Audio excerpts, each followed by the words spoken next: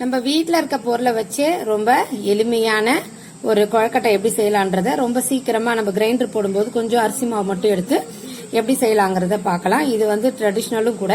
இது நம்ம புழுங்கரிசி மாவுல செஞ்சிருக்கோம். இது பச்சரிசி மாவுல செஞ்சதும் இருக்கு. அதை டிஸ்கிரிப்ஷன் பாக்ஸ்ல தரேன், பார்த்துக்கோங்க. இவ்வளவு சுவையான ஒரு நீர் கொழுக்கட்டை, ரொம்ப எளிமையானது, ஆரோக்கியமானது. எப்படி செய்யலான்றத வாங்க வீடியோக்குள்ள போய் பார்க்கலாம்.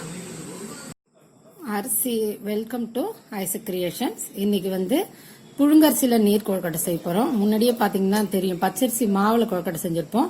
அது கொஞ்சம் ட்ரையா தான் இருக்கும். ஆனா இந்த புழுங்கரிசி மாவுல செய்யும்போது ரொம்ப சாஃப்டாவும் இருக்கும், ட்ரையாவும் இருக்காது. காரணம் என்னன்னா, இது வந்து நம்ம அரிசியை ஒரு 1/4 படி, உங்க வீட்டுக்கு எவ்வளவு தேவையோ மினிமம் வந்து 1/4 படி இருந்தா போதும். 1/4 படி புழுங்கரிசியை நல்லா கழுவிட்டு ஒரு 3 மணி நேரம் நல்லா ஊற வச்சிருங்க. ஊற வச்ச பிறகு அரைச்சு எடுத்துக்கணும். நம்ம கிரைண்டர் சப்போஸ் நமக்கு இது தனியா செய்ய வேணாம் அப்படின்னா கிரைண்டருக்கு மாவு அரைக்கிற அன்னைக்கு இது ஒரு 1/4 படி எக்ஸ்ட்ரா போட்டு நம்ம அரைச்சு வச்சுக்கலாம். இப்ப இது 3 மணி நேரம் ஊறட்டும், அரைச்சிக்கலாம். அதுக்கப்புறம் அதுக்கு தேவையான பொருட்கள் சொல்றேன். நான் தேங்காய் போடுவேன். தேங்காய் போடுங்க, ஒரு மாதிரி நல்லா இருக்கும், வயிறு குளிர்ச்சிக்கு தேவைப்படும். அதனால ஒரு முடி தேங்காய், கருவேப்பிலை, பச்சை மிளகாய், கடலைப்பருப்பு, உளுத்தம்பருப்பு, கொத்தமல்லி தழை. நீங்க வெங்காயம் யூஸ் பண்ணுவீங்க அப்படின்னா வெங்காயம் சின்ன வெங்காயமா போட்டீங்கன்னா ரொம்ப நல்லா இருக்கும். பெரிய வெங்காயம் போட்டா கொஞ்சம் சுமாரா தான் இருக்கும், அதையும் ஞாபகம் வச்சுக்கோங்க. அதனால சின்ன வெங்காயத்தை பொடியா நம்ம சாம்பாரத்துக்கு நீட்டா நறுப்போம்ல, அதே மாதிரி நறுக்காம வடைக்க நறுக்கிற மாதிரி ரவுண்ட் ரவுண்டா நறுக்கிட்டு அதையும் சேர்த்து போடும்போது ரொம்ப ரொம்ப சுவையானதா இருக்கும். இப்ப வாங்க எப்படி செய்யலான்றத பார்க்கலாம். வச்சுக்கலாம். இதுல வந்து முடிஞ்ச அளவுக்கு நல்லெண்ணெய் ஊத்துங்க. நல்லெண்ணெய் ஊத்துனா ரொம்ப நல்லா இருக்கும். எண்ணெய் ஊத்திட்டேன். கடுகு போடலாம். ஜீரகம் போட்டீங்கன்னா ரொம்ப நல்லா இருக்கும். அப்புறம் கடலைப்பருப்பு, உளுத்தம்பருப்பு போட்டுடலாம்.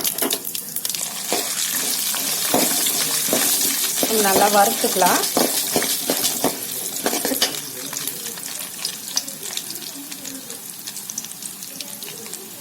பச்சை மிளகாய், கருவேப்பிலை,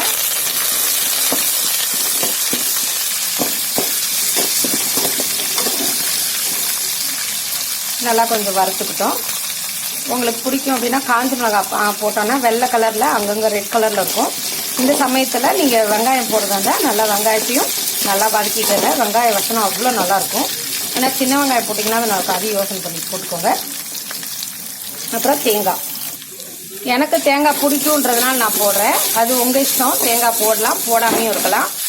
இந்த சமயத்துல நம்ம அரைச்சி வச்ச புழுங்கரிசி மாவை கொட்டிடலாம்.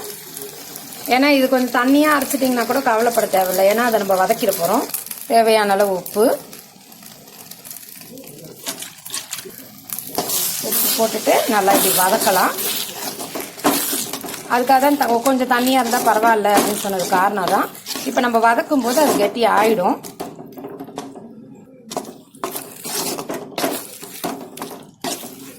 நல்லெண்ணெய் ஊற்றும் போது தான் இதோட டேஸ்ட் ரொம்ப நல்லா இருக்கும். முடிஞ்ச வரைக்கும் நல்லெண்ணெய் ஊற்றி செய்ய பாருங்க. அப்படி இல்லை அப்படின்னா உங்களுக்கு தேங்காய் எண்ணெய் பிடிக்கும் அப்படின்னா தேங்காய் எண்ணெய் ஊற்ற கூட செய்யலாம், ரொம்ப நல்லா இருக்கும். வேற வழி உங்களுக்கு அப்புறம் வேற இஷ்டம், கல்லெண்ணையும் வேற எந்த எண்ணெய் யூஸ் பண்றீங்களோ யூஸ் பண்ணுங்க. ஆனா எனக்கு தேங்காய் எண்ணெயும் நல்லெண்ணையும் எனக்கு ரொம்ப பிடிக்கும். பாருங்க, முன்னாடி எப்படி பார்த்தோம், இப்ப எப்படி கட்டி ஆயிடுச்சு பாத்தீங்களா? இது போதும். இதுக்கு மேல வதக்கணும்னு அவசியம் இல்லை, ஏன்னா நம்ம பிடிச்சி வேக வைக்க போறோம்ன்றதுனால இது அப்படியே இருக்கட்டும். இது கொஞ்சம் ஆறுச்சுன்னா கரெக்டா இருக்கும். அடுப்பை நல்லா ஆஃப் பண்ணிட்ட பிறகு பாருங்க எப்படி நம்ம வச்சிருந்தோம் மாவு. இப்ப பாருங்க எப்படி கெட்டியா இருக்குன்னு. சூடா இருக்கனால தொட முடியல. அடுப்பு ஆஃப் பண்ண பிறகு கொத்தமல்லி தழை அதுல போட்டு நல்லா பிசைய ஆரம்பிச்சிடலாம். பாருங்க கொஞ்சமாவது கீழே ஒட்டு இருக்கா பாத்தீங்களா? அதான் இதோட ஸ்பெஷல். நம்மளே வதக்கும் போது அதை கொஞ்சம் எண்ணெய் விட்டு போடும்போது வானல்ல ஒட்டக்கூட ஒட்டாது கொஞ்சம் கூட. இப்ப நம்ம கை பொறுக்கிற சூடு வந்துருச்சு. இப்ப நம்ம பிசைஞ்சுக்கலாம். கொஞ்சம் ஒரு வாட்டி கையால பிசைஞ்சு விட்டுக்கலாம்.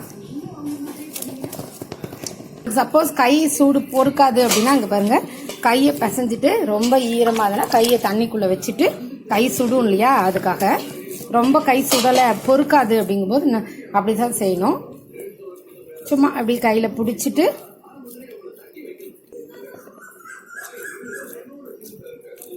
இப்படி நம்ம பிடிச்சி இட்லி பானையில வைக்கலாம்.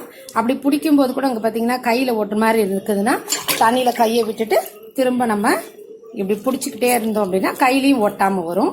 இதுக்கால எண்ணெய் தொட்டுட்டு இருக்கணும்னு அவசியம் இல்லை, பக்கத்தில் தண்ணி வச்சுக்கிட்டாலே போதுமானது. இதை மாதிரி பிடிச்சி வானல் இது இட்லி தட்டில் பூரா வச்சிடலாம். இது வந்து நம்ம பிடிச்சிக்கிட்டே இருக்கிறதுக்குள்ள நம்ம இட்லி பானையை தண்ணி ஊற்றி வச்சுட்டு வந்தோம் அப்படின்னா நம்ம பிடிக்கிற வரைக்கும் அது தண்ணி கொதிச்சுட்டு இருக்கும். அப்போ நம்ம வச்சோம்னா சீக்கிரத்தில் 2 நிமிஷத்தில் அது வெந்து வந்துடும். ஏன்னா பாதி வதக்கிட்டோம், ஊற வச்ச அரிசி தான், பாதி வதக்கிட்டோம் அப்படின்றதுனால சீக்கிரத்திலே அது வெந்து கிடச்சிரும். நல்லா பிடிச்சி வச்சுட்டோம். இது இந்த ஷேப்பில் தான் பிடிக்கணும்னு அவசியம் இல்லை, அது உங்கள் இஷ்டம் தான். உங்களுக்கு ரவுண்ட் ஷேப் பிடிக்கணும்னா கூட உருண்டையாக பிடிச்சி கூட போட்டுக்கலாம், அதுவும் உங்கள் இஷ்டம் தான். இது நல்லா வேகட்டும். இட்லி பானை மூடிடலாம். இப்போ இட்லி பானை மூடிடலாம், வேகட்டும். வெந்துருச்சான்னு சொல்லிட்டு பார்க்கலாம். வெந்துருச்சு, ஓட்டலை பாருங்க, வெந்துருச்சு. இப்போ நம்ம இதை எடுத்துடலாம்.